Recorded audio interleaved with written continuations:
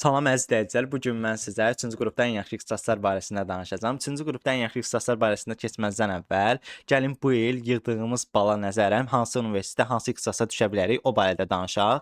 Deməli, bizim bir möhtəşəm saytımız var. Bu sayt hansı ki, sizin yığdığınız bala nəzərən hansı universitetə, hansı ixtisasa düşə bilərsiniz, onu göstərir.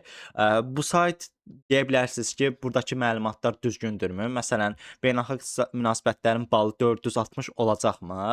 Ümumiyyətlə bu sayt DİMİN statistikalarına nəzərən işləyir. Biz 7 il DİMİN statistikasının bu modelə yükləmişik və model təxmin eləyir.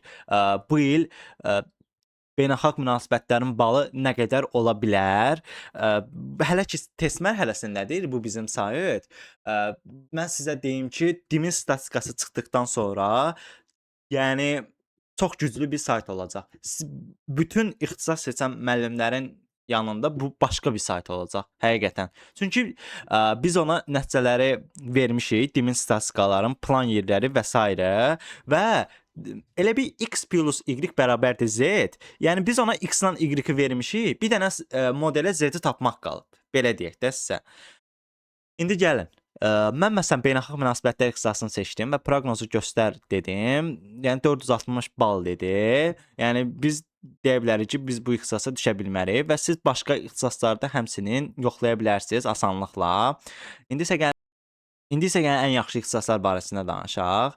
Ən yaxşı ixtisaslar bölməsini seçdik və buradan 3-cü qrupa gəldik və gördüyünüz kimi burada biz ən yaxşı ixtisasları qeyd eləmişik.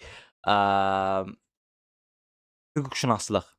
3-cü qrupda ən yaxşı hesab elədiyimiz ixtisasdan biri də hüquqşünaslıqdır. Hüquqşünas, yəni ancaq hər kəsin xəbəri var, hüquqşünas nə iş görür, amma yenə də məlumat verək. Hüquqşünas bir çox sahələrdə işləyə bilər. Əsasən vəkillik və məhkəmədə, prokurorda, ümumiyyətlə qanunla olan hər yerdə hüquqşünas işləyə bilir. Balları da məncə siz yaxşı hüquqşünassınızsa, yəni bu universitetə fərqi yoxdur.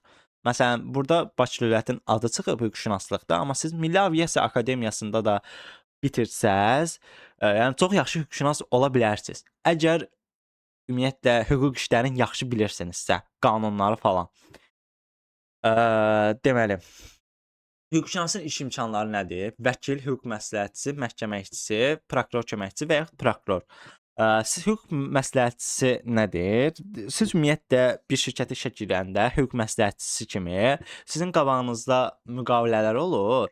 Bu müqavilələrə baxır ki, hansı hüquq dışıdır, hansı hüquqidir. Əsasən buna nəzarət eləyir. Başlanğıc maaşdakı nədir? Məsələn, siz hüquq məsləhətçisi kimi balaca şirkətdə başlasanız, təbii ki, maaşınız az olacaq, 600 manatdan başlayacaq. Amma məhkəmədə işləsəz, maaş 1000 manatdan yuxarıdır. Bunu asanlıqla söyləmək olar. Vəkil kimi də həmçinin siz ümumiyyətlə bir çox şirkətlərin və ya bir çox insanların, tanınmış insanların vəkilliyini eləyə bilərsiniz də.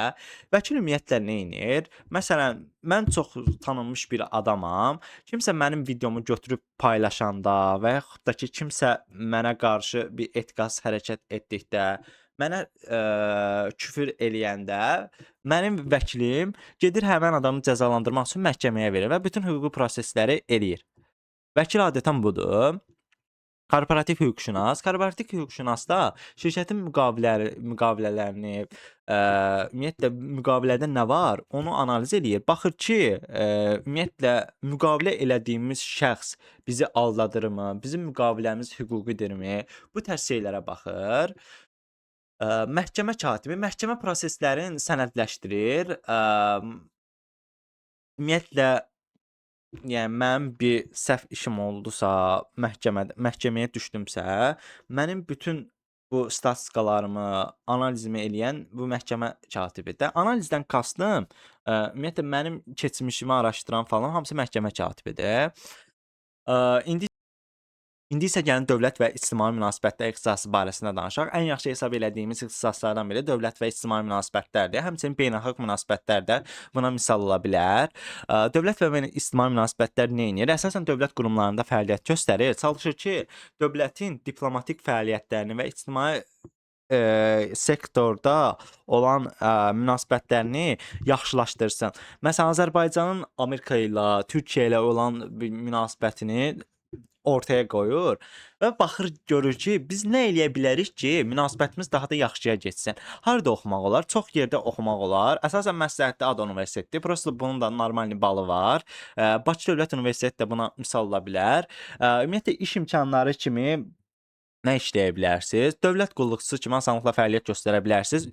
Bütün əhəmiyyətli nazirliklərdə demək olar ki, çoxunda bu ixtisasa sahib ola bilərsiniz. Həmçinin bələdiyyə bu ixtisasa sahib ola bildikdən kastım bu ixtisası bitirəndən sonra bir çox Azərbaycan lazımlı nazirliklərində işləyə bilərsiniz. Xarici İşlər Nazirliyi, Prezident Administrasiyası, beynəlxalq təşkilatlar buna misal ola bilər. Media qurumları da həmçinin. Ümumiyyətlə media qurumlarındakı ictimai münasibətlərin düzəlməsinə imkan var. İctimai münasibətlər deyəndə əsasən nə nəzərdə tutaq? Tutalım ki, mənim sizlə aram pisdir. Hər hansı bir ictimai münasibəti bitirən şəxs çalışır ki, bunların arasını necə düzəldə bilərik?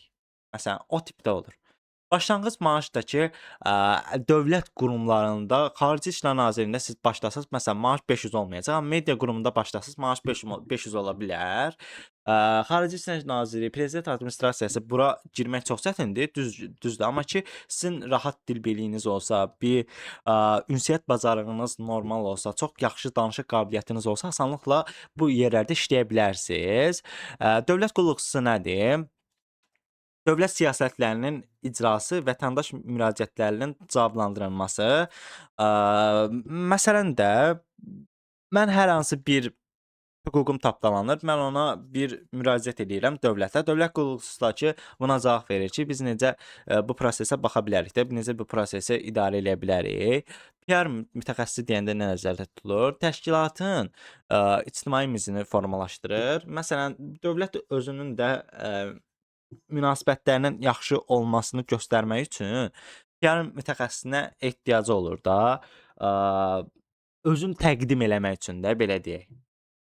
Siyasət analitiki, əsasən bu ixtisasları bitirən insanlar siyasətdə çox olur. Məsələn də baxır ki, hansı ölkə hansı siyasəti yürüdür, Azərbaycan hansı siyasəti yürüdür, Azərbaycanın daxilində olan partiyalar hansı siyasəti yürüdür, əsasən bu yönümlüdür. İctimai sektor meneceri deyəndə də nə nəzərdə tutulur? İctimai təşkilatlar olur ki, hansı ki bu ictimai təşkilatlar ümumiyyətlə bizə, cəmiyyətə, ictimaiyyətə xidmət edir də. Sən burada asanlıqla işləyə bilərsən. Onların da məsələn donor əlaqələri və yaxud da bir dövlət proqramları olur. Bunların icrasını təşkil eləyirsən. Həmçinin dövlət münasibətlərdən yanaşı beynəlxalq münasibətlərdə bununla başlıca da eyni şeydir. Sadəcə beynəlxalq münasibətlərdə sən Azərbaycana məsələn fokus olmursan, qlobal fokus olursan. Təkcə Azərbaycana yox, qlobal bütün xarici ölkələrə, onların siyasətlərinə falan hamısına fikir verirsən. İndi isə gəlin sosial iş barəsində danışaq. Sosial iş nədir? Ümumiyyətlə cəmiyyətin müəyyən çətinlikləri olur. Sosial işi bitirən mütəxəssislərdəki çalışır ki, bu cəmiyyətin çətinlikləri aradan qaldırsın və yaxud da ki, cəmiyyətə yeni bir humanitar fəaliyyət sunurlar ki, cəmiyyətə xidmət eləsin. Sosial işi ümumiyyətlə harada oxumaq olar? Bakı Dövlət Universiteti, UNEX sən asanlıqla işləyə bilərsən. 3-cü qrupda 300-400 bal yığanların ən sevimli ixtisaslarındandır. Bu həqiqətən məsləhətli ixtisasdır. Sadəcə Azərbaycanda o qədər yaxşı fəaliyyət göstərdiyi heç inanmıram.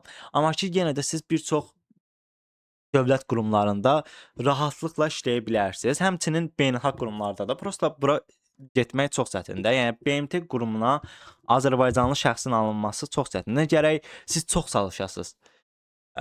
Azərbaycanda harada işləmək olar? Əsasən asan xidmətdə rahatlıqla işləyə bilərsiniz. Yəni bu ixtisası bitirdikcə, əgər sizin müəyyən sosial işə dair könüllülük fəaliyyəti olur, təcrübə proqramları olur. Əgər burada iştirak eləmisinizsə, asanlıqla yəni iş tapa bilərsiniz də. Yəni bu ixtisası seçdiniz, bu ixtisası bitirdiniz. Könüllülük fəaliyyətiniz, hər hansı bir tutaq ki, asan xidmət deyir ki, gəl məndə işlə, amma ki, mən sənə pul vermirəm. Könüllü kimi işlə. Məsələn, siz könüllü kimi asan xidmətdə işləyirsiniz və asan xidmət bir nöqtədən sonra, bir zamandan sonra sizə təklif eləyir ki, siz çox yaxşı işçisiniz. Məsələn, insanlarla çox yaxşı danışa bilirsiniz, ünsiyyət qura bilirsiniz. Gəl mənim yanımda işlə, maaşlı. Yəni tema bu olur. Əsasən Əmək və Əhalinin Sosial Müdafiəsi Nazirliyi, ümumiyyətlə bu əhali ilə sıx bağlı olan nazirliklərdə işləyə bilərsinizsə, maaş bu ixtisasda başlanğıc üçün çox azdır, amma ki, bu əhəmiyyətli yerlərdə rahatlıqla böyük maaşlar qazana bilərsiniz də. Ümumiyyətlə sosial işçiliyin çətin həyat şəraitində olan şəxslərin ehtiyacını müəyyən edir. Məsələn, məşğulluqda çox yaxşı fəaliyyət göstərə bilərsiniz. Uşaq müdafiə eksperti, risk qrupunda olan ixtisaslar, bəzi risk qrupunda olan insanlar, məsələn, uşaqlar, bəzi uşaqlar var ki, bunu məsələn, anası atmaq istəyir, atası atmaq istəyir, nə bilim çöldə qala bilər falan. Əsasən bunu araşdırır da, belə deyək. Sosial layihə koordinatoru deyəndə ki, cəmiyyətin ictimai fəaliyyətini artırmaq üçün və yaxud da cəmiyyətin sosiallığını artırmaq üçün bəzi fəaliyyətləri yerinə yetirən adama sosial layihə koordinatoru deyilir. Məsələn, mən sizə 2 dənə də ən yaxşı ixtisaslardan deyə bilərəm ki, bunun biri tarixdir. Tarixi siz bitirəndən sonra tarix ixtisası asanlıqla vəkil kimi və sair kimi fəaliyyət göstərə bilərsiniz. Yəni polislə bağlı qurumlarda siz fəaliyyət göstərə bilərsiniz də, belə deyək. Həmçinin də 5-ci ixtisasda tərcüməçilik ingilis dilində. Yəni tərcüməçilik ingilis dilində çox-çox əhəmiyyətli ixtisaslardan hesab olunur. Çünki ingilis dili həmişə gedir. Yəni ingilis dili tükənmək bilmir. Nə qədər Google Translate. İndi isə gəlin biz ən yaxşı ixtisasları simulyasiya eləyək. Məsələn, burada simulyasiya qisminə girdikdə balımızı daxil edirik. Tutalım ki, 451 bal yığmışıq. Məsələn, mən burada ixtisasları seçmişəm. Bakı Dövlət İctimai Münasibətlər, həmçinin Bakı Dövlət Universiteti hüquqşünaslıq ixtisası. Siz bu ixtisasları seçib rahatlıqla əlavə eləyə bilirsiniz. Məsələn, indi gəlin bir kez seçək. Azərbaycan Dövlət, məsələn, Prezident Akademiya İdarəçiliyi bunu seçək. Beynəlxalq münasibətləri seçdikdə hamısını hesablaya vururuq. Məsələn, siz rahatlıqla DİM-in saytında necə simulyasiya olursa, bizdə də belə simulyasiya eləyə bilərsiniz. Biz dövlət və ictimai münasibətləri üçün 510 bal təxmin eləmişik. Yəni sizin bura düşmə faiziniz 17%-dir. Çünki sən 451 yığmısansa, bura düşmə imkansıza yaxındır. Həmçinin hüquqşünaslığa da düşə bilmirsən. Sosial işə Əmək və Sosial Münasibətlər Akademiyasında rahatlıqla girə bilirsən. 76%. 76% bu sayt üçün çox yaxşıdır.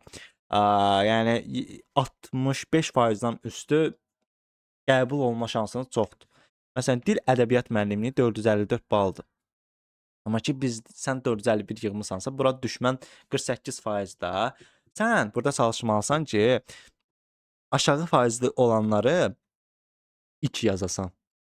Məsələn, sosial işi ən axırlarda yazasan. Çünki sən bura düşürsən də. Yəni bura düşürsənsə niyə ən birinci yazasan?